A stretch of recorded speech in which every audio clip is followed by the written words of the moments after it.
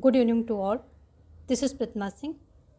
मेरे चैनल पोल पाथ में एक बार आप सभी का फिर से स्वागत है। इस प्रैक्टिस सेट में हमने बहुत ही इंपॉर्टेंट क्वेश्चंस रखे हैं और उससे भी ज़्यादा इम्पोर्टेंट होगा एक्सप्लेनेशन। तो क्वेश्चन के साथ साथ आपका फोकस एक्सप्लेनेशन भी होना चाहिए, यानी कि आप नोट्स बनाएं। जो भी आपके लिए नया है उससे आप अपने नोट्स तैयार करें। जो आपके हैंड रिटन नोट्स होते हैं वही आपके काम आते हैं लास्ट टाइम में, और नोट्स बनाने से आपका फिक्सेशन होता है। तो नोट्स बनाना बहुत ही इम्पोर्टेंट प्रोसेस है किसी भी तैयारी का, किसी भी प्रिपरेशन का। तो इसमें कभी आप आलस मत कीजिए कि आप नोट बनाने में आलस आपका बिल्कुल भी दिखना नहीं चाहिए। चलिए देखेंगे आज पहला क्वेश्चन। वीडियो को लाइक कर दें। आप लोग पढ़ने में इतना जो है तल्लीन हो जाते हैं कि वीडियो को लाइक करना भूल जाते हैं। काफ़ी सारे व्यूज़ जाते हैं बट लाइक उसमें बहुत ही कम रहते हैं, जिससे वीडियो आगे नहीं बढ़ता है, वहीं पे स्टॉप हो जाता है। आपके लाइक से हमें मोटिवेशन भी मिलता है, प्लस ये वीडियो भी आगे जाता है कई लोगों के साथ। तो एक थंब का जो निशान बना है उसको क्लिक करके हमें अंगूठा दिखा करके हमारे कार्य को लाइक करेंगे, तभी हमें जो है मोटिवेशन मिलता है आगे काम करने के लिए। तो चलिए देखते हैं आज का पहला क्वेश्चन। एक बार सभी लोग लाइक कर देंगे सेशन को, और उसके बाद जो है पढ़ाई पर ध्यान देंगे फुल फोकस्ड होकर के। इसीलिए लाइक पहले कर दीजिए, फिर फुल फोकस्ड हो जाइए पढ़ाई पर। बीच में मैं नहीं कहती हूँ लाइक करने के लिए। केसी वेयर द्वारा प्रतिपादित व्यवस्थापिकाओं का अर्थ है क्या है? उनकी कानूनी शक्तियों में कमी। केसी वेयर द्वारा प्रतिपादित व्यवस्थापिकाओं का ह्रास, ये एक टर्म है। तो ये जो है किसके द्वारा, इसका अर्थ क्या हो रहा है? उनकी कानूनी शक्तियों में कमी, उनकी प्रतिष्ठा तथा स्थिति में अवनति, दूसरी संस्थाओं की बढ़ती हुई शक्तियाँ की तुलना में उनकी स्थिति में उतार, या सरकार के बढ़ते हुए कार्यों को करने में उनकी अक्षमता। यहाँ पर ऑप्शन बी सही हो जाएगा, उनकी प्रतिष्ठा तथा स्थिति में अवनति। यही जो है व्यवस्थापिकाओं के ह्रास का यही अर्थ निकलता है। केसी वेयर द्वारा प्रतिपादित जो व्यवस्थाओं का ह्रास है, इसका मतलब होता है उनकी प्रतिष्ठा एवं स्थिति में अवनति। चलिए देखेंगे हम नेक्स्ट क्वेश्चन।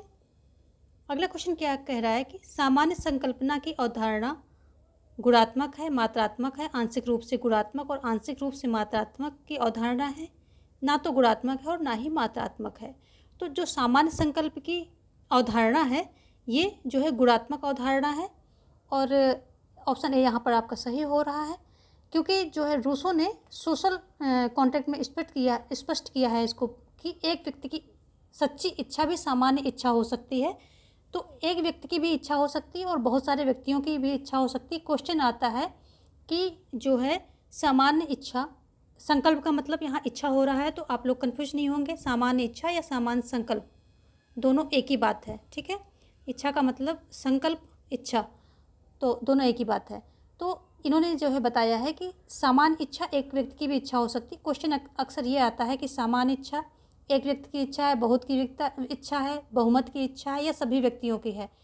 तो एक व्यक्ति जो है ये इच्छा क्या होती है कि एक व्यक्ति की भी हो सकती है और बहुत बहुमत की इच्छा हो ऐसा ज़रूरी नहीं है।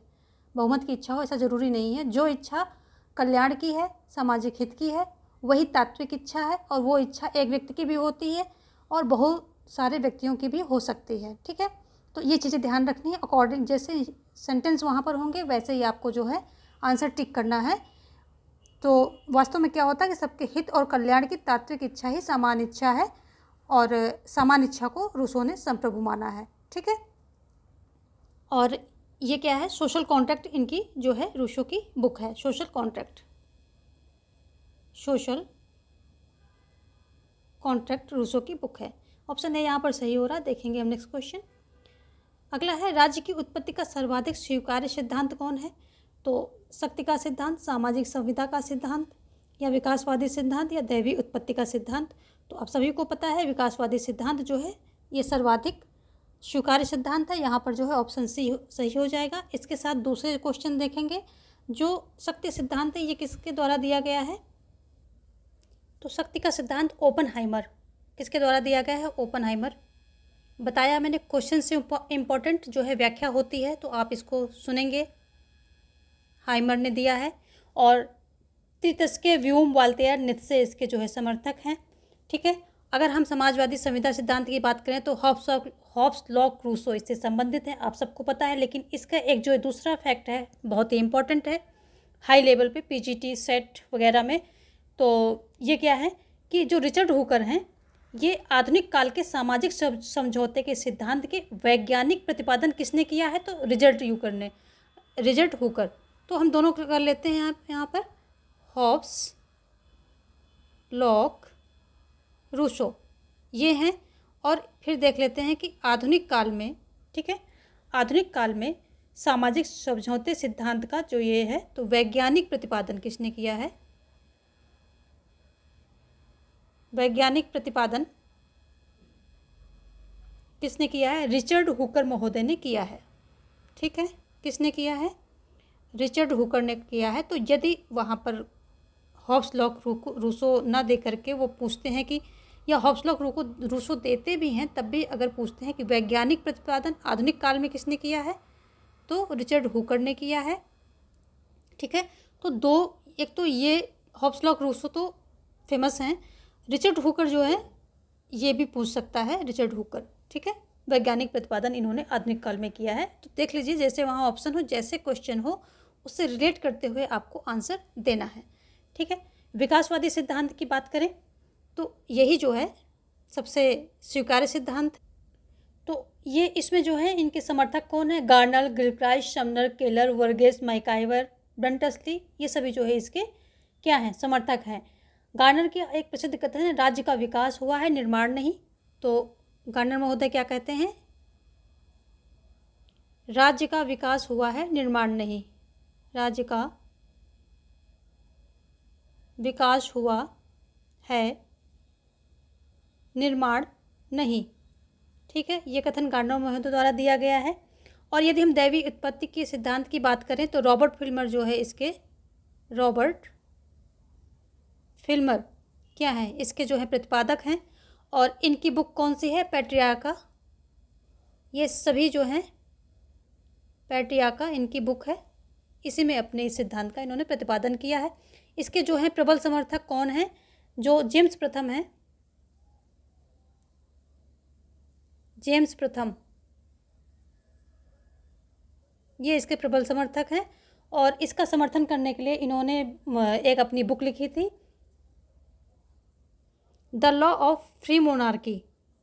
The law of free monarchy, ये इनकी पुस्तक है, इसी में जो है इन्होंने इस सिद्धांत का समर्थन किया है। ठीक है, फ्रांस में दैवीय उत्पत्ति के प्रतिपादक कौन है? तो दैवीय उत्पत्ति जो सिद्धांत है तो फ्रांस में कौन है? फ्रांस में है ब्रेस्वे।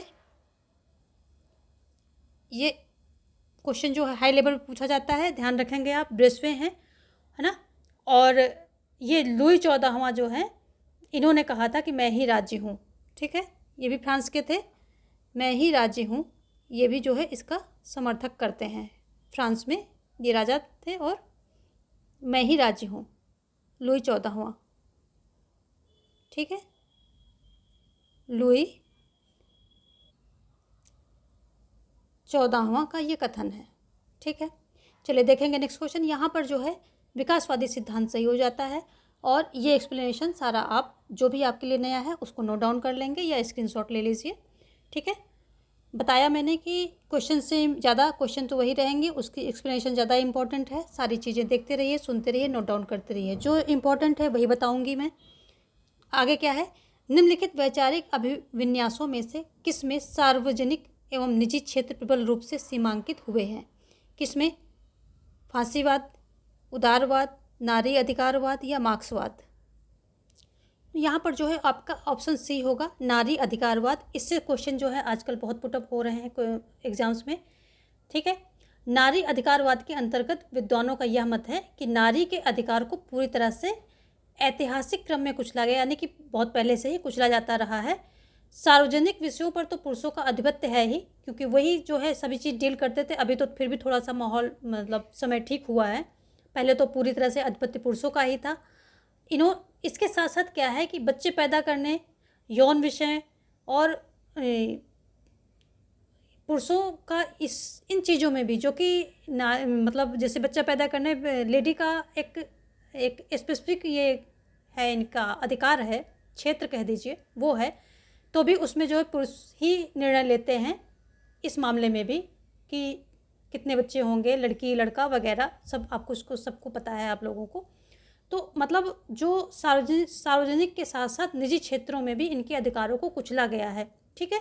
और नारी अधिकारवाद पर जो विचारक वॉलस्टनक्राफ्ट हैं, ये मानती हैं कि लिंग की भिन्नता एक जैविक अंतर मात्र है। देखो, इस चीज़ को मैंने बहुत बार एक्सप्लेन किया है और यही क्वेश्चन MP वर्ग 1 में आया था और आप लोगों ने व्याख्या से नहीं उठाया, ठीक है। मैंने ये क्वेश्चन बता रखा है कि ये जो लिंग की भिन्नता क्या होती, ये जैविक अंतर मात्र है।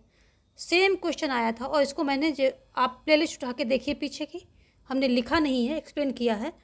तो क्या मतलब है, जो मैं बोलूँगी उसे आप हल्के में ले लेंगे? नहीं, जो बोलूँगी उसको आप और अच्छे से लेंगे। तो लिंग की जो है विभिन्नता लिख देती हूँ भाई, आप लोग जब लिखना ही पसंद करते हैं तो। लिंग की भिन्नता क्या है? ये जैविक अंतर है, ये जैविक अंतर है, ठीक है। ये जैविक अंतर है और जो ये जैविक अंतर है, लेकिन इसके आधार पर क्या किया जाता है कि खान पान, रहन सहन, पठन पाठन, यानी कि पढ़ने में भी तो भेदभाव होता है। लड़कों को ज़्यादा पढ़ाया जाता था, अभी तो ठीक है, और लड़कियों को नहीं। तो निजी एवं सार्वजनिक विषयों में ये सारा जो है दिखता है, इसी के आधार पर जो भेदभाव होता है, विभेद किया जाता है, वो सब दिखता है। तो यहाँ पर हम मेन पॉइंट पे आएंगे, यानी कि सेक्स जो है क्या है, जैविक अंतर है, लेकिन जो जेंडर है, ये क्या है, ये समाज द्वारा निर्मित है, ठीक है। ये समाज का बनाया गया है, ये समाज द्वारा निर्मित है, यानी कि इस सेक्स के आधार पर समाज ने जो है विभेद किया है, किसमें, मेल और फीमेल में। और जेंडर जो है, जेंडर से क्या मतलब है कि समाज द्वारा निर्मित है, लिंग क्या है, ये जैविक है, ठीक है। सेम यही क्वेश्चन आया था और हमने आपको ये चीज़ करा रखी है। चलिए आगे देखेंगे, ऑप्शन यहाँ से पर C जो है सही हो जाएगा। देखेंगे हम अगला क्वेश्चन, ठीक है। एक चीज़ और देख लेते हैं, जो ये वॉलस्टनक्राफ्ट हैं, विचारक हैं, तो इनका भी नाम देख लीजिए, ये इम्पोर्टेंट है, वॉलस्टनक्राफ्ट, ठीक है। इनके द्वारा ये मानना है कि जो लिंग की भिन्नता जैविक है और इसके आधार पर जो ये विभेद किया, और इसी सेक्स के आधार पर, यानी कि लिंग के आधार पर ही समाज में जितने विभेद देखने मिलते हैं, इसी आधार पर जो है देखने को मिलते हैं, निजी और सार्वजनिक दोनों क्षेत्रों में, ठीक है। तो वॉलस्टनक्राफ्ट जो है, आप इसको नाम याद रखेंगे। इन्होंने जो है नारी अधिकार के लिए, नारीवाद पे जो है बहुत काम किया है, ध्यान रखेंगे इसका। चलिए आगे देखेंगे हम अगला क्वेश्चन। हमने आपको बता रखा है कि हमारे क्वेश्चन से ज़्यादा हमारे एक्सप्लेनेशन इंपॉर्टेंट है, आप उसको नोट डाउन कीजिए, ठीक है। राजा के लिए उत्तरदायित्व के सिद्धांत का जिक्र करते हुए किसने कहा, अपनी प्रजा की खुशी में उसकी खुशी है, प्रजा के कल्याण में उसका कल्याण है? मैकियावली, मनु, कौटिल्य या चंद्रगुप्त? यहाँ पर ऑप्शन जो है C सही हो जाएगा, कौटिल्य। कौटिल्य की जो प्रसिद्ध पुस्तक है अर्थशास्त्र है। इसमें कितने हैं, इसमें जो है अगर हम बात करें अर्थशास्त्र की तो 15 अधिकरण हैं, ठीक है, 15 अधिकरण हैं। और कितने हैं, 18 तीर्थ हैं, ठीक है। और कितने हैं, 180 प्रकरण हैं, 180 प्रकरण हैं, ठीक है। और जो इनकी किताब है, ये लोक प्रशासन की सर्वश्रेष्ठ पुस्तक मानी जाती है। और भारतीय राजनीतिक चिंतन का जनक किसे माना जाता है, कौटिल्य को ही माना जाता है। कौटिल्य ने जो है इन्होंने बोला है कि विजगुष राजा के गुण बताए हैं, ठीक है। विजगुष राजा का मतलब होता है विजय की इच्छा रखने वाला राजा, ठीक है। और इनके गुण कौन कौन से हैं, आन्वीक्षिकी, वेदत्रयी का ज्ञान, वार्ता का ज्ञान और दंड नीति में निपुण, यानी कि शासन कला में पारंगत। तो ये जो है इनके जो 4 गुणों की बात की है, आन्वीक्षिकी, वेदत्रयी का ज्ञान, वार्ता का ज्ञान और दंड नीति में निपुण। वार्ता का मतलब क्या होता है, जो अब इनके मतलब ही पूछता है, ठीक है। तो वार्ता का मतलब है कृषि और व्यापार का ज्ञान होना, ठीक है। कृषि और व्यापार इससे संबंधित है, यानी कि इसका ज्ञान होना चाहिए, ठीक है। वेद त्रयी में जो वेद त्रयी है तो इसमें जो है वेदों का ज्ञान होना चाहिए, ठीक है। आन्विक्षिकी में दर्शन जो है इसका ज्ञान होना चाहिए। आन्विक्षिकी इसमें जो है दर्शन की बात करता है, ठीक है।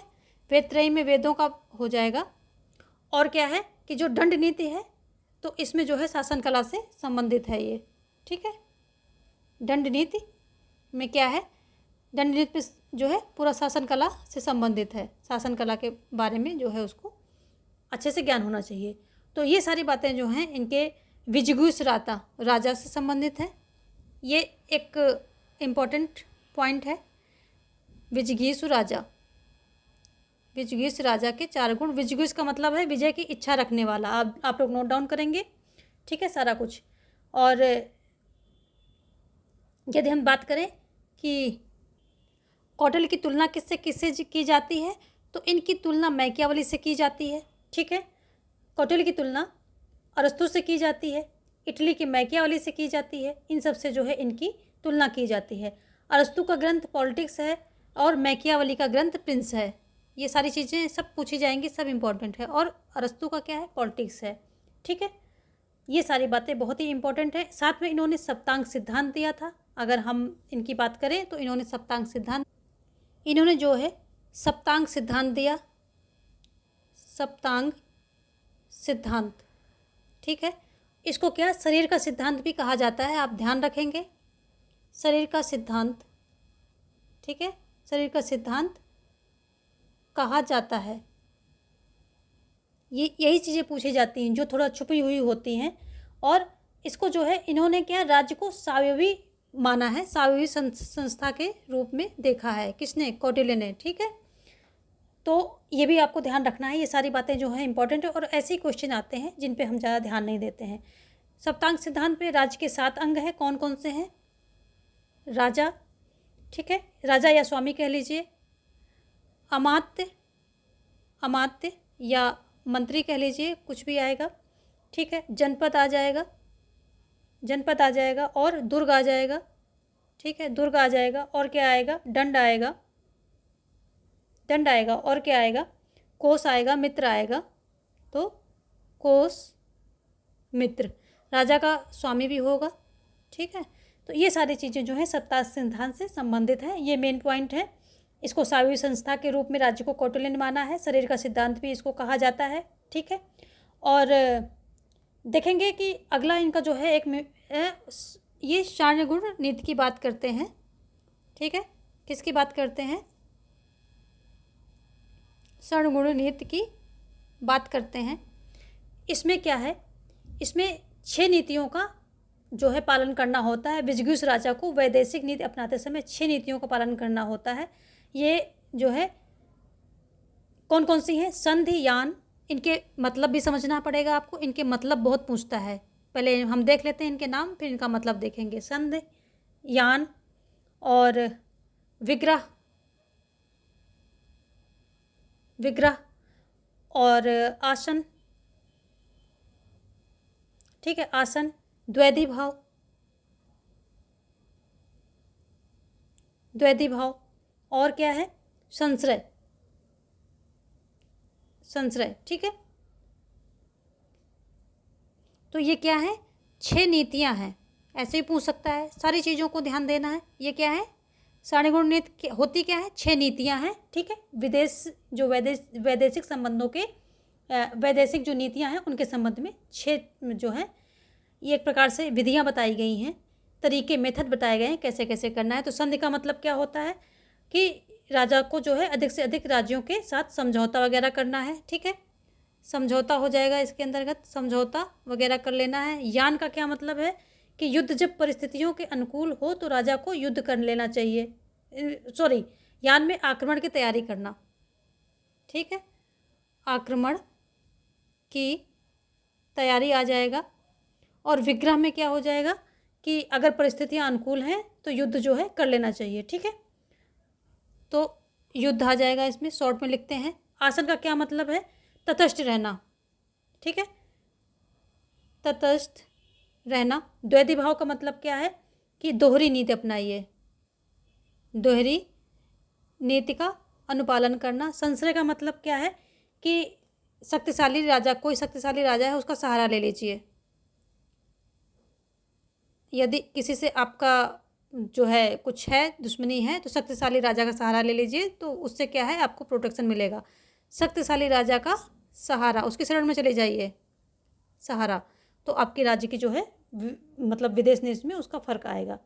तो ये चीज़ें बताई हैं इन्होंने। साथ में इन्होंने 4 नीतियाँ और बताई हैं, ठीक है। 4 नीतियों की बात और की है। साम दाम दंड भेद। साम दाम दंड भेद, ठीक है। तो साम का मतलब क्या होता है, समझाना, मतलब इनके पूछेगा, मतलब आपको सबका पता होना चाहिए। समझाना। दाम का मतलब है आर्थिक, मतलब आर्थिक सहायता करना, ऐसा कुछ पुरस्कार वगैरह देना, तो दाम का मतलब होता है आर्थिक। यहाँ लिख लेते हैं, बाकी आप समझ जाएंगे। अर्थ से संबंधित है, पुरस्कार दे दीजिए, सहायता कर दीजिए। फिर उसके बाद क्या है, भेद का मतलब है कि गृह कला करके अंदर उसके जो है राज्य के अंदर गृह कला कर दीजिए, यानी कि भेद उत्पन्न कर दीजिए वहाँ पर। और दंड क्या होता है, जब सारे विकल्प खत्म हो जाएं तो युद्ध। तो ये उल्टा हमने लिख दिया है, पहले ये आएगा, भेद आएगा, फिर जो है दंड आएगा। चलिए कोई बात नहीं, देख लेते हैं। भेद का मतलब होता है गृह कलह, अंदर उसके जो है राज्य में कलह मचा दीजिए, और दंड का मतलब होता है युद्ध, ठीक है। तो ये जो है 4 नीतियाँ इन्होंने और बताई हैं, ये सारी बहुत इंपॉर्टेंट है। इसी के साथ इन्होंने मंडल सिद्धांत की बात की है। मंडल सिद्धांत जो है बहुत ही इम्पॉर्टेंट है, और क्वेश्चन बार बार इससे आते हैं। तो मंडल सिद्धांत, इसमें इन्होंने जो है कितने 12 राज्य की बात की है, 12 राज्य, ठीक है। 12 राज्यों की बात इसमें की है। कौन कौन से हैं, ये एक होगा विजगुष राज्य, फिर अरिराज्य, और मित्र राज्य, अरिमित्र राज्य, मित्र राज्य, अरिमित्र मित्र राज्य, ऐसे ही पारसीग्रह राज्य और आक्रांदाशार, पारसीग्रहसार राज्य और आक्रांदाशार राज्य, मध्य राज्य, ठीक है। ऐसे करके जो है इनके ये राज्य हैं। 12 राज्यों की बात मंडल सिद्धांत में ये करते हैं। यहाँ पर जो है ऑप्शन सी सही हो जाएगा। मनु की बात करें तो मनुस्मृति इनकी जो है कृति है, और इसमें जो है कितने 12 अध्याय हैं, ठीक है। मनुस्मृति में कुल कितने अध्याय हैं, 12 अध्याय हैं। तो चलिए देखेंगे, यहाँ पर काफ़ी कुछ हो गया, आप इसकी स्क्रीनशॉट ले सकते हैं, और या फिर नोट डाउन भी कर सकते हैं, जो भी आपके लिए नया है, सभी कुछ इंपॉर्टेंट है। नेक्स्ट क्वेश्चन है, सामाजिक संविदा के सभी सिद्धांतकारों के संदर्भ में निम्नलिखित में से क्या सही है। सभी सिद्धांतकारों की बात हो रही है कि जब जिस चीज़ पे सभी सिद्धांतकार जो है सहमत रखते हों, या सभी सिद्धांतकारों के बारे में जो चीज़ सही हो। विधि एवं नैतिकता के बीच भेद मिटाना, शक्ति पृथक्करण का सिद्धांत, सामाजिक सहमति के साथ लोक सत्ता का निर्माण, अंतर्जात अधिकारों में विश्वास। तो जो है ऑप्शन सी यहाँ पर सही हो जाएगा, क्योंकि सामाजिक सहमति के साथ लोक सत्ता का निर्माण जो है सभी सिद्धांतकार, जितने भी संविदा सिद्धांतकारी हैं, इन सभी के मामले में सत्य है, क्योंकि उसमें एक सामाजिक सहमति बनती है, फिर क्या होता है कि एक लोक सत्ता का निर्माण होता है सभी सामाजिक समझौतों में, ठीक है। ऑप्शन सी यहाँ पर सही हो जाएगा। देखेंगे नेक्स्ट क्वेश्चन। नेक्स्ट क्वेश्चन क्या कह रहा है कि अनुदारवाद के संदर्भ में निम्नलिखित कथनों में से कौन से सही हैं। तो यहाँ पर कोट भी है, पहले हम सेंटेंस देख लेते हैं, उसके बाद कोट देखेंगे। समाज एक ऐसी उपलब्धि है जो अपनी सभी अपूर्णताओं के बाद भी प्राकृतिक अवस्था की अपेक्षा वर्णनीय है। व्यक्ति ऐतिहासिक एवं सामाजिक परिस्थितियों की उपज है। व्यक्ति की पहचान परिभाषित करने में प्रथाओं एवं मूल्यों की एक महत्वपूर्ण भूमिका है। शक्ति पद धारण करने वाले व्यक्तियों में निहित न होकर पद में निहित होनी चाहिए, ठीक है। तो यहाँ पर पहले आप अनुदारवादी के बारे में आप समझ लीजिए, अनुदारवादी या रूढ़िवादी, ठीक है, दोनों। अनुदारवाद या रूढ़िवाद जो है व्यवस्था में होता क्या है कि पारंपरिकता तथा ऐतिहासिक विरासत को बचाए रखने की जो है इसमें हिमायत की जाती है। और ये विचारधारा जो है क्या मानती है कि सैकड़ों वर्षों से आपसी मेल जोल से समाज आकार लेता है, जो व्यक्ति की पूर्णता और सुखद जीवन के लिए आवश्यक है। तो ये क्या है, अनुदारवाद या रूढ़िवाद, दोनों एक ही वर्ड, मतलब एक ही सेंस निकालते हैं, तो कंफ्यूज नहीं होना है। अनुदारवाद या रूढ़वाद मानता है कि जो है ये आपसी मेल जोल से समाज आकार लेता है और इसमें व्यक्ति की पूर्णता और सुखद के लिए आवश्यक है कि जो विचार ये परंपराएं वगैरह ये सब बनी रहें। ठीक है, तो ये मानता है। और दूसरा क्या मानता है कि रूढ़वादी आनुवांशिक गुणों यानी कि साम्रांत तथा कुलीन वर्गों के प्रति विशेष आदर रखते हैं। कौन? रूढ़वादी या अनुदारवादी। ठीक है, साथ ही शक्ति को पद से जोड़कर देखने की जगह व्यक्ति को स्वयं की क्षमता से जोड़कर देखते हैं। ठीक है, तो शक्ति को पद धारण करने वाले व्यक्तियों में निहित न होकर पद में निहित होनी चाहिए।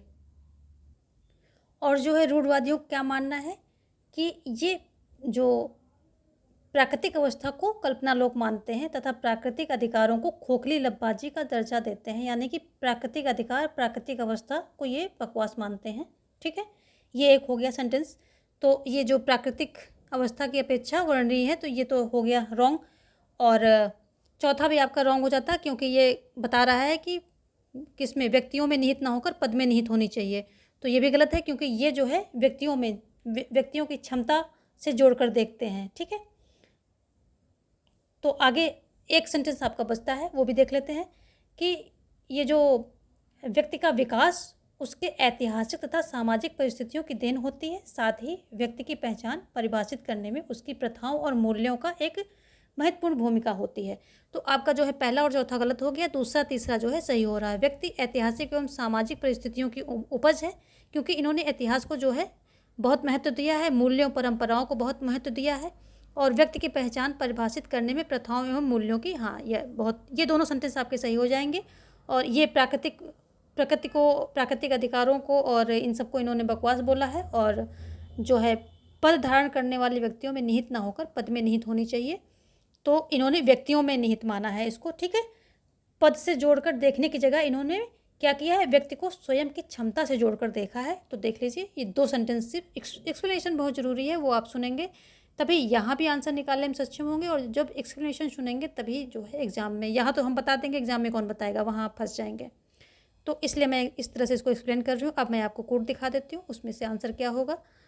पहला दूसरा ये गलत है, दूसरा तीसरा ये भी गलत है, तीसरा चौथा यहाँ पर कोई सही कोड ही नहीं दिया है। चलिए हम इसको दूसरा और तीसरा, ठीक है, दूसरा तीसरा हमारा सही हो रहा है, यहाँ पर दिया ही नहीं है, तो हम इसको मान लेते हैं तीसरा और दूसरा, ये इसी को मान लेते हैं, ऑप्शन ए सही कर लेते हैं, या फिर यहाँ पर लिख लेते हैं कि दूसरा और तीसरा ये दोनों जो हैं यहाँ पर सेंटेंस हमारे सही हैं। कूट यहाँ पर गलत दिया गया है। चलिए देखते हैं नेक्स्ट क्वेश्चन। आगे देखेंगे कि विश्व नागरिकता की कला के द्वारा क्या है, विश्व नागरिकता की संकल्पना के द्वारा, तो यहाँ लिख लेते हैं संकल्पना के द्वारा निम्नलिखित में कौन सा एक सुझाव दिया गया है। सभी के लिए समान अधिकार, सभी नागरिकों के लिए समान अधिकार, सभी के लिए सामान्य अधिकारों के साथ अल्पसंख्यकों के लिए कुछ विशेष अधिकार, और विश्व में एकल नागरिकता। तो क्या सुझाव दिया गया है वो आपको देखना है। तो यहाँ पर जो है ऑप्शन डी आपका सही हो जाएगा, विश्व में एकल नागरिक। ठीक है, कौन सा सुझाव दिया गया है, विश्व में एकल नागरिक। थोड़ा इसके बारे में देखेंगे कि विश्व में प्रत्येक व्यक्ति तथा प्रत्येक मानव को समान मानते हुए एकल नागरिकता की वकालत की गई है। ठीक है, और मानवाधिकारों की वैश्विक संकल्पना मानव की गरिमा और मौलिक अधिकारों की सीमाओं से परे मानी जाती है। तो यहाँ पर ऑप्शन डी सही होगा। देखेंगे हम नेक्स्ट क्वेश्चन क्या कह रहा है। नेक्स्ट क्वेश्चन है, निर्जातीयता एवं राष्ट्रवाद के संदर्भ में निम्नलिखित में से क्या सही नहीं है। दोनों अपने सदस्यों के बीच साझे बंधनों की तलाश करते हैं, और दोनों हम और वे में विभेद करते हैं। ठीक है, और आज विद्वान इस बात पर एकमत हैं कि दोनों कल्पित संबंध हैं, जबकि राष्ट्रवाद राष्ट्र राज्य की ओर उन्मुख है। जातीयता अपनी पृथक पहचान की मान्यता की तलाश करती है। तो यहाँ पर जो है ऑप्शन सी है, यही सही हो जाएगा अकॉर्डिंग टू क्वेश्चन। ये मतलब सही नहीं है, तो आपके क्वेश्चन के अकॉर्डिंग ये सही हो रहा है। नरजातीयता एक ही नस्ल के लोगों में आपसी निकटता का एहसास कराती है। ठीक है, नरजातीयता क्या है, एक ही नस्ल के लोगों के आपसी संबंध यानी निकटता का एहसास कराती है। और जो राष्ट्रवाद है ये एक धर्म या एक भाषा या एक क्षेत्र, ठीक है, के लोगों में आपसी निकटता की भावना दर्शाती है। तो राष्ट्रवाद क्या है? एक धर्म, भाषा या क्षेत्र से संबंधित है, उसमें निकटता लाती है। और निजातीता एक जाति या नस्ल के लोगों को निकट लाती है। दोनों ही अपनी संस्कृति की सभ्यता दूसरों से, इन दोनों को ही, यानी कि जो निजातीता है और राष्ट्रवाद है, इन दोनों लोगों को ही अपनी धर्म और अपनी संस्कृति जो है दूसरी सभ्यता से जो है श्रेष्ठ लगती है। और यही कारण है कि राष्ट्रवाद आज भी राष्ट्र राज्य की ओर उन्मुख है, ठीक है। और इसका एक उदाहरण देखें कि ये जो निजातीता है एक राष्ट्र में होते हुए भी अपनी पृथक पहचान के लिए संघर्षरत रहते हैं। इसका उदाहरण है कि भारत में द्रविड़ आंदोलन, जो भारत में द्रविड़ आंदोलन है, भारत में द्रविड़ आंदोलन, ये किसका? निजातीता का उदाहरण है, ठीक है।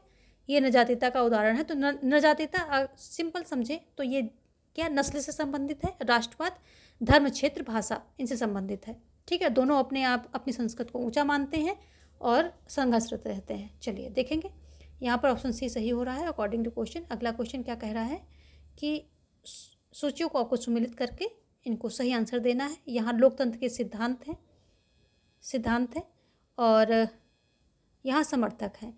तो अभिजन सिद्धांत, बहुलवादी सिद्धांत, अमूल परिवर्तनवादी सिद्धांत और नव उदारवादी सिद्धांत। अभिजन सिद्धांत से विल्फ्रेड पेरेटो जो है संबंधित है, तो यहाँ पर हम 3 कर लेंगे। जो बहुलवादी सिद्धांत है ये किससे संबंधित है? ये रॉबर्ट डाहल, यानी कि हम 4 कर लेंगे, ठीक है। जो अमूल परिवर्तनवादी हैं ये आ जाएंगे, सीबी मैकफर्सन आ जाएंगे। तो अमूल परिवर्तनवादी में क्या आ जाएंगे? सीबी मैकफर्सन, तो यहाँ पर हम कर लेंगे फर्स्ट। नौ उदारवादी सिद्धांत किससे संबंधित है? तो रॉबर्ट नोजिक से संबंधित है ये, तो यहाँ पर हम डाल लेंगे 2। 3 4 1 2 3 4 1 2 3 4 1 2 3 4 1 2, यानी कि हमारा सी ऑप्शन जो है सही हो रहा है, 3 4 1 2। देखेंगे हम नेक्स्ट क्वेश्चन। व्यवहारवादी उपागम से संबंधित निम्नलिखित कथनों में से कौन से सही हैं? इसकी प्रवृत्ति अंतःशास्त्रीय है। व्यवहारवादी उपागम की बात हो रही है, हमने आपको इसको बहुत बार प्रैक्टिस में पूरा टॉपिक अच्छे से समझाया हुआ है। यह अधिक विवरणात्मक एवं कम अनुभाविक है। यह मूल्य निरपेक्ष है। यह गुणात्मक निर्णय पर बल देता है। तो किससे संबंधित है? तो इसको सबसे पहले आप इसका देख लीजिए। आप लोग लिखने पर फोकस करते हैं, लिखने में टाइम वीडियो लंबी हो जाती है और आप लोग फिर स्किप करके देखना शुरू कर देते हैं, लेकिन लिखते नहीं हैं तो आप लोग उसको एज अ फैक्ट लेते नहीं हैं। दोनों तरह से प्रॉब्लम है। प्राकृतिक इसके जो है व्यवहारवादी उपागम से संबंधित कथन क्या है कि ये अंतःशास्त्रीय है। एक तो ये हो गया, ठीक है, पहला हो गया। फिर दूसरा क्या है? ये अनुभव आधारित है, ठीक है। दूसरा अनुभव आधारित, ये अनुभव आधारित है। तीसरा क्या हो गया? ये मूल्य निरपेक्ष है, ठीक है, मूल्य निरपेक्ष है। चौथा क्या है? गुणात्मक निर्णय पर बल देता है, ये चौथा हो गया, ठीक है। पांचवा क्या है? तथ्यपरक और अनुसंधान। पांचवा ये क्या है? तथ्यपरक है। और क्या है? संधानात्मक है, अनुसंधानात्मक, ठीक है। इतना है ये। तो क्या बच रहा है? ये जहाँ यहाँ जो कह दिया है कम अनुभाविक और विवरणात्मक, यही गलत है आपका। तो बाकी सब सही हैं। तो आपका आंसर आ जाएगा कौन सा? पहला और तीसरा और चौथा, ये आपका आंसर है। देख लेते हैं किसमें है। पहला, तीसरा और चौथा, ऑप्शन सी यहाँ पर सही हो जाएगा। देखेंगे नेक्स्ट क्वेश्चन, ठीक है। यहाँ पर सिर्फ दूसरा गलत है, ठीक, ये गलत है, बाकी सभी सही हैं। देखेंगे हम नेक्स्ट क्वेश्चन क्या कह रहा है। अवधारणाओं के निम्नलिखित 4 समुच्चयों में से किसके बीच एंटोनियो ग्राम्सी एक मजबूत संबंध स्थापित करता है? एंटोनियो ग्राम्सी बहुत बार पढ़ा रखा है। विचारधारा नेतृत्व, प्रभुत्व धर्म, विचारधारा नेतृत्व, युक्त युद्ध और प्रभुत्व, विचारधारा नेतृत्व प्रभुत्व, निष्क्रिय क्रांति और विचारधारा नेतृत्व प्रभुत्व, बुद्धिजीवी। तो यहाँ पर क्या होगा? Option D. जिसने भी मेरी प्रैक्टिस देखी होगी उसको आंसर मिल गया होगा, फिर भी हम एक्सप्लेन करेंगे। एंटोनियो ग्राम्सी एक उत्तर मार्क्सवादी हैं, ठीक है। ग्राम्सी क्या है? ग्राम्सी उत्तर मार्क्सवादी हैं। क्वेश्चन आता है, एक एक पॉइंट आप पकड़ते चलेंगे। उत्तर मार्क्सवादी हैं, ठीक है। और इन्होंने क्या किया है कि प्राधान्यता यानी हेजीमनी का सिद्धांत दिया है। तो प्राधान्यता या फिर हेजीमनी भी बोल सकते हैं इसको, हेजीमनी का सिद्धांत इन्होंने दिया है। ठीक है, ठीक है। और ये क्या कहते हैं कि इनका मत क्या है कि शासक वर्ग सिर्फ भौतिक तरीके से शोषण नहीं करता है। ठीक है, जो मार्क्स का क्या है कि भौतिक तरीके से शोषण होता है, यानी कि सब कुछ उत्पादन के साधन जो हैं डिसाइड करते हैं। लेकिन इनका मानना है कि सिर्फ भौतिक तरीके से शासक शोषण नहीं करता है, भौतिक शोषण दिखता भी नहीं है ना। कभी कभी क्या होता है कि भौतिक शोषण दिखता नहीं है।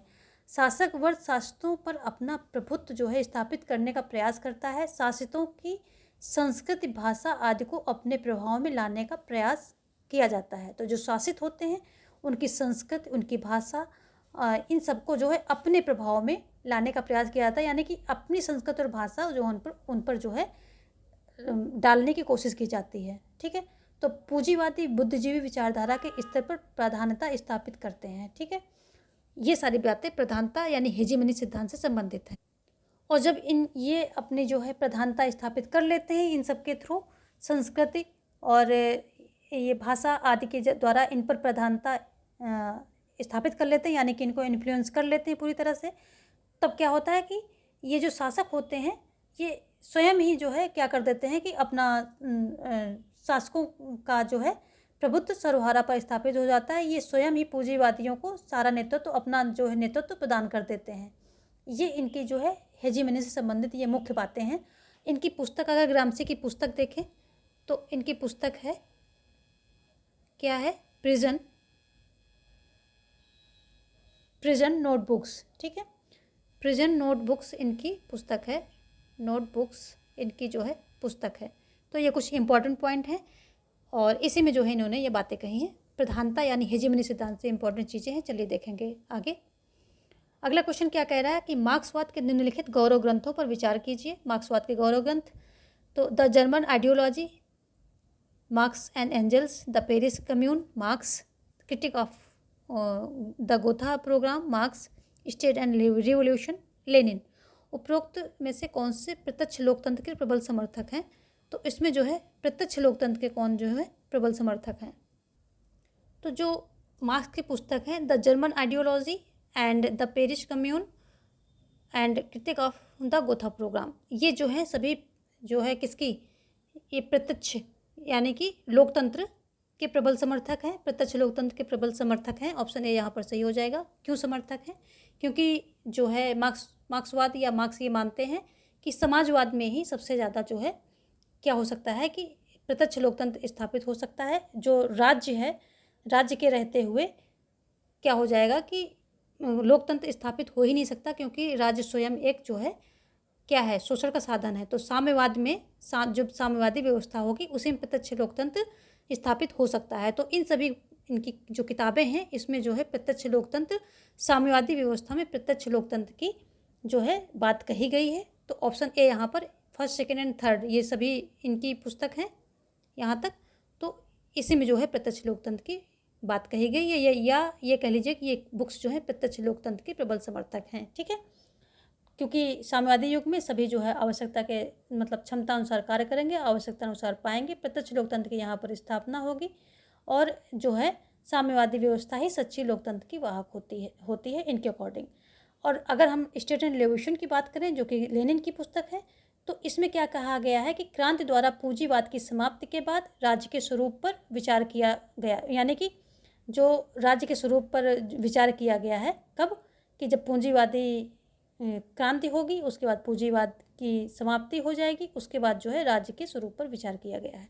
तो ये जो है प्रत्यक्ष लोकतंत्र की समर्थक नहीं है। बाकी सभी बुक्स जो मार्क्स की हैं वो प्रत्यक्ष लोकतंत्र की समर्थक हैं। ऑप्शन ए यहाँ पर सही हो जाएगा। देखिए ये कॉन्सेप्चुअल क्वेश्चंस हैं, इनको समझने के लिए देखिए कितना घुमा करके दिया है। इनको समझने के लिए जो है आपको उसके जो है अंदर की नॉलेज पता होनी चाहिए कि क्या कॉन्सेप्ट में क्या आइडिया है, किस कॉन्सेप्ट में किस तरह का आइडिया लेकर के कौन सा कॉन्सेप्ट चल रहा है, तभी आप आंसर जो है सही आपका आंसर जाएगा। तो ऐसे ही क्वेश्चन MP वर्ग 1 में जो है देखने को मिले हैं और लोग जो है क्वेश्चन पेपर हार्ड नहीं है, बस थोड़ा सा सेंटेंस को घुमा दिया गया, थोड़ा सा वर्ड्स को जो है चेंज कर दिया गया और लोग परेशान हो गए। तो थोड़ा सा जब प्रैक्टिस कराई जाती है किसी भी टीचर के द्वारा, तो उसके एक्सप्लेनेशन को बहुत ध्यान से सुनिए और अपना कॉन्सेप्ट जो है क्लियर कीजिए। यही एक रास्ता है सफलता का। अगर आप स्किप करते रहेंगे और टीचर को ठीक से नहीं सुनेंगे तो कोई जो है आपको नहीं पढ़ा सकता है। ये एक बनी हुई बात है, इसमें कोई दो राय नहीं है। ये बहुत सिंपल बात है, इसको आप भी समझते हैं। देखेंगे नेक्स्ट क्वेश्चन। लेनिन के अनुसार मार्क्सवाद के कौन से 3 स्रोत हैं? तो कौन से 3 स्रोत हैं लेनिन के अनुसार? रूसी अराजकतावाद, फ्रांसीसी समाजवाद एवं ब्रिटिश अर्थव्यवस्था, या जर्मन दर्शन, ब्रिटिश राजनीतिक अर्थव्यवस्था, फ्रांसीसी समाजवाद, या फ्रांसीसी दर्शन, ब्रिटिश अर्थव्यवस्था, या जर्मन समाजवाद, या डी हीगल का द्वंद्ववाद। यहाँ पर द्वंद्व होगा, ठीक है, द्वंद्ववाद, ब्लैकी का समाजवाद, रिकार्डो की राजनीतिक अर्थव्यवस्था। तो लेनिन के अनुसार जो है मार्क्सवाद के कौन से 3 स्रोत हैं? तो मार्क्सवाद के कौन से 3 स्रोत हैं लेनिन के अनुसार? तो देखो यहाँ पर सबसे पहले समझो कि ऑप्शन पे यहाँ सही हो रहा है। क्यों सही हो रहा है? क्योंकि मार्क्स ने जर्मन दर्शन से द्वंद्ववाद, है ना, राज्य की भूमिका आदि का ज्ञान प्राप्त किया है। और ब्रिटिश जो है राजनीतिक है, ये ब्रिटिश राजनीतिक व्यवस्था से, अर्थव्यवस्था से उसने पूंजीवाद के शोषण तंत्र को नज़दीक से परखा है। ठीक है, आगे देखेंगे जो ये फ्रांसीसी समाजवाद है, इससे क्या है कि मार्क्स ने समानता के महत्व को समझा। तो ये तीनों का ही जो है मार्क्स के, ये मार्क्सवाद के 3 जो है मुख्य स्रोत हैं। और इसके साथ साथ मार्क्स पर रिकार्डो की भूमि व्यवस्था संबंधी विचार तथा अपने मित्र एंजल्स की अर्थव्यवस्था संबंधी जो ज्ञान है उसका भी प्रभाव पड़ा है। तो ये भी आप ध्यान रखेंगे। लेकिन यहाँ अगर हम जोड़े में देखें, पेयर में देखें, 3 कौन से हैं, तो बी ऑप्शन सही हो रहा है। हाँ, रिकार्डो का भी थोड़ा सा, इनका जो रिकार्डो की राजनीतिक अर्थव्यवस्था और एंजल्स, इनका भी प्रभाव देखने को मिलता है। ठीक है, देखेंगे हम नेक्स्ट क्वेश्चन क्या कह रहा है। ऑप्शन बी यहाँ पर सही हो गया है, आगे देखेंगे हम। अगला क्वेश्चन है कि निम्नलिखित मूल पाठों में से किस में द्वंद्वात्मक पद्धति की संकल्पना की परीक्षा की गई है? द्वंद्वात्मक पद्धति की बात हो रही है, क्या है? इंपीरियलिज्म, यहाँ नीचे देख लेते हैं। Imperialism the highest stage of capitalism, ठीक है, या the 18th Brumaire of Louis Bonaparte, या सोशल रिफॉर्म और रिवोल्यूशन, या फॉर मार्क्स। तो इसमें जो मैंने बोला है वो आप ठीक से सुन लेंगे, क्योंकि यहाँ पर काफ़ी मिस्टेक है, मिसप्रिंट है। तो पहला है imperialism the highest stage of capitalism, दूसरा है the 18th Brumaire of Louis Bonaparte, और तीसरा है सोशल रिफॉर्म और रिवोल्यूशन, चौथा है फॉर मार्क्स। तो काफ़ी डेप्थ में ये क्वेश्चन पूछा गया है कि निम्नलिखित मूल पाठों में से किसमें द्वंद्वात्मक पद्धति की संकल्पना की परीक्षा की गई है? तो इसको समझ लीजिए ध्यान से। सब कुछ लिखना पॉसिबल नहीं, आप इसको सुने, समझें और अपने हिसाब से नोट्स बना लें। ठीक है, तो इसमें बात यह है कि लेनिन द्वारा अपनी सर्वश्रेष्ठ पुस्तक imperialism the highest stage of capitalism के अंतर्गत क्या किया गया है कि मार्क्स की द्वंद्वात्मक पद्धति की संकल्पना की परीक्षा की गई है। ठीक है, तो ऑप्शन ए यहाँ पर सही हो रहा है। आगे का थोड़ा सा और एक्सप्लेनेशन सुन लीजिए। इस पुस्तक में लेनिन ने कहा है कि पूंजीवादी प्रणाली जब आंतरिक स्रोतों का शोषण कर चुकी होती है तब वह बाहर के देशों पर कब्जा करती है। ठीक है, साम्राज्यवाद के रास्ते पूंजीवादी प्रणाली के लिए सस्ते श्रम तथा बाजार को उपलब्ध कराया जाता है। ठीक है, किसके द्वारा? साम्राज्यवाद के द्वारा। और होता क्या है कि अंततः पूंजीवाद का अंतिम शोषण का निशाना जो है कौन बनता है? गरीब देश बनते हैं। ये गरीब देश उत्पादन में पूंजीवाद देशों के समक्ष ठहर नहीं पाते हैं। तो ये सारी बातें जो हैं ये imperialism the highest stage of the capitalism में कही गई हैं। इसी में जो है मार्क्स की जो ये द्वंद्वात्मक पद्धति की संकल्पना की परीक्षा की गई है। ठीक है, ऑप्शन ए यहाँ पर सही हो रहा है। आपने इसको नहीं समझ में आया तो दोबारा सुनेंगे, समझ में आ जाएगा, नोट कर लें। ये सब इम्पोर्टेंट चीज़ें हैं, कॉन्सेप्चुअल अंडरस्टैंडिंग आपकी यहाँ से बनती है, तो इसको जो है स्किप बिल्कुल ना करें। देखेंगे नेक्स्ट क्वेश्चन। अगला क्वेश्चन है, हम सिर्फ क्वेश्चन की प्रैक्टिस कराना जो है हमारा ध्येय नहीं होता कि हम टिक टिक करते चले जाएं। हमारा ध्येय होता है कि जो भी टॉपिक रिलेटेड आ गया क्वेश्चन में उसके बारे में एक बेसिक नॉलेज आपको पहुंच जाए, ताकि आप उससे रिलेटेड दूसरे क्वेश्चन भी करने में सक्षम हो। तो आप से जो है यही रिक्वेस्ट रहती है मेरी कि आप वीडियो को स्किप करके मत सुनिए, स्पीड पे डाल लीजिए, कोई बात नहीं है, बट स्किप करके सुनेंगे तो नुकसान आपका ही है, हम तो अपना काम कर ही रहे हैं। देखेंगे निम्न में से कौन सा एक कथन सही है। फ्रांस के संविधान के अनुसार मंत्रिमंडल राष्ट्रपति, प्रधानमंत्री एवं अन्य मंत्रियों से मिलकर बनता है। ठीक है। और अगला है, फ्रांस का राष्ट्रपति राष्ट्र की नीतियां निर्धारित करता है एवं संसद के प्रति उत्तरदायी है। तीसरा है, फ्रांस का राष्ट्रपति मंत्रिपरिषद की बैठक की अध्यक्षता करता है, लेकिन प्रधानमंत्री राष्ट्र की नीतियों के लिए उत्तरदायी है। अगला है, फ्रांस के प्रधानमंत्री से ना तो मंत्रिमंडल के गठन का निर्धारण अपेक्षित है और ना ही वह इसकी बैठकों की अध्यक्षता करता है। ऑप्शन यहाँ से आपको निकालना है। और आप सबको पता है कि फ्रांस का राष्ट्रपति जो है वास्तविक कार्यपालक शक्तिधारक होता है ना। और इसमें जो है मंत्रिमंडल का सभापतित्व राष्ट्रपति करता है, क्योंकि मंत्रिमंडल को राष्ट्रीय सभा के प्रति उत्तरदायी बनाया गया है। इसमें जो है मंत्रिमंडल को किसके प्रति उत्तरदायी बनाया गया है? राष्ट्रपति सभा के प्रति उत्तरदायी बनाया गया है। यदि राष्ट्रसभा निंदा प्रस्ताव पारित करती है तो भी प्रधानमंत्री को त्यागपत्र देना पड़ता है।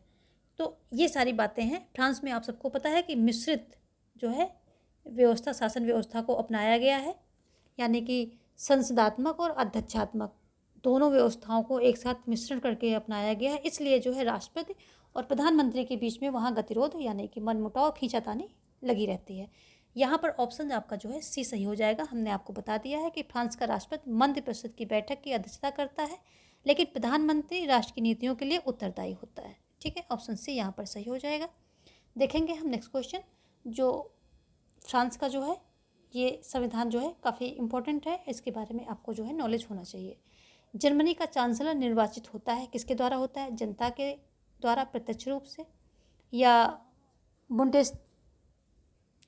बुंदेसराट यानी कि उच्च सदन द्वारा, या बुंदेसटाग प्रतिनिधि सदन द्वारा, या दोनों सदनों के द्वारा, बुंदेसराट एवं बुंदेसटाग किसके द्वारा जो है ये निर्वाचित होता है? जर्मनी का चांसलर की बात हो रही है, तो ये बुंदेसटाग जो प्रतिनिधि सदन होता है इसी द्वारा निर्वाचित होता है। ऑप्शन सी जो है यहाँ पर सही हो जाएगा। देखेंगे हम नेक्स्ट क्वेश्चन। अगला क्वेश्चन है कि निम्न में से कौन सा एक कथन चीन के संदर्भ में सही नहीं है? तो कौन सा नहीं है? सांस्कृतिक क्रांति 1964 और जो कि 1974 ईस्वी के बीच में हुई थी, ये सफल नहीं हुई। या चीन का साम्यवादी दल प्रजातांत्रिक केंद्रवाद के आधार पर संगठित है।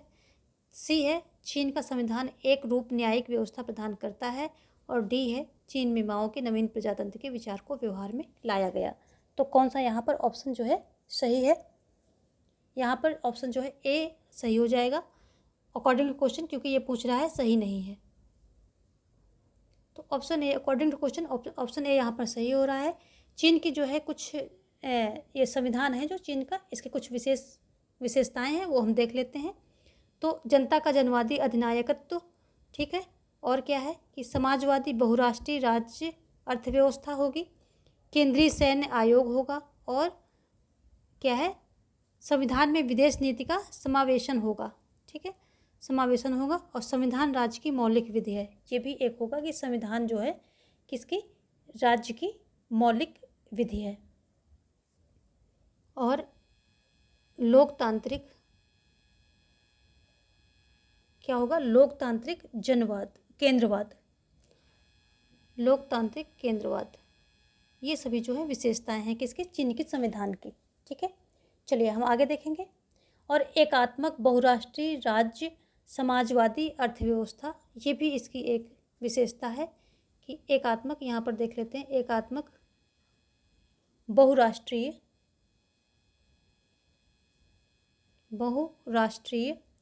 और बहुराष्ट्रीय राज्य समाजवादी अर्थव्यवस्था,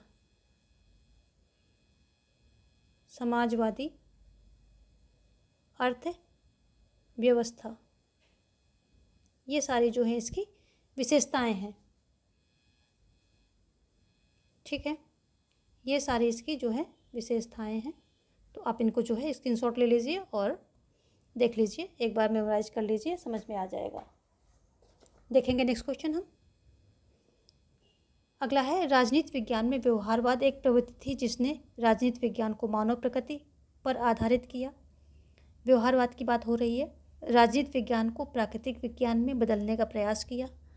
सत्य की अवधारणा को प्रक्रिया की अवधारणा के लिए अस्वीकार किया, या व्याख्या को प्रतिमानों के लिए प्रस्थापित किया। तो यहाँ पर जो है ऑप्शन बी सही हो जाएगा। राजनीतिक विज्ञान को प्राकृतिक विज्ञान में बदलने का प्रयास किया। बहुत बार हमने जो है व्यवहारवाद के बारे में बता रखा, उत्तर व्यवहारवाद और व्यवहारवादी क्रांति, उत्तर व्यवहारवादी क्रांति, इन सब के बारे में हमने बता रखा है। रॉबर्ट डाहल जो है इससे संबंधित है। चलिए देखेंगे नेक्स्ट क्वेश्चन। अगला क्वेश्चन क्या कह रहा है कि लोकतंत्र को शक्ति के व्यापक वितरण के तरीके के रूप में समझना और एतद द्वारा कुछ हाथों में इसके संकेंद्रण हो जाने को रोकना कहलाता है। क्या कहलाता है? बहुलवादी, संघवादी, सहभागी, प्रतिनिधित्वात्मक। तो यहाँ पर ऑप्शन ए सही हो जाएगा, बहुलवादी। बहुलवादी क्या मानते हैं कि राज्य जो है संघों का संघ है और इसलिए जो है सभी संस्थाओं में शक्ति का वितरण होना चाहिए। सिर्फ राज्य के पास सारी शक्ति का संकेंद्रण हो जाए, ऐसा वो उचित नहीं मानता है। तो ये जो है बहुलवादियों से संबंधित है।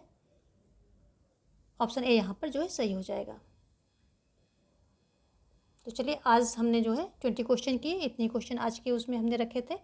और आप जो है वीडियो को जो है फिर से देखिए। यदि कुछ एक्सप्लेनेशन नहीं समझ में आया है तो एक बार फिर से देखिए, उसके बाद भी समझ नहीं आता है तो कमेंट बॉक्स में आप कमेंट कर सकते हैं, मैं उसका आंसर दे दूँगी।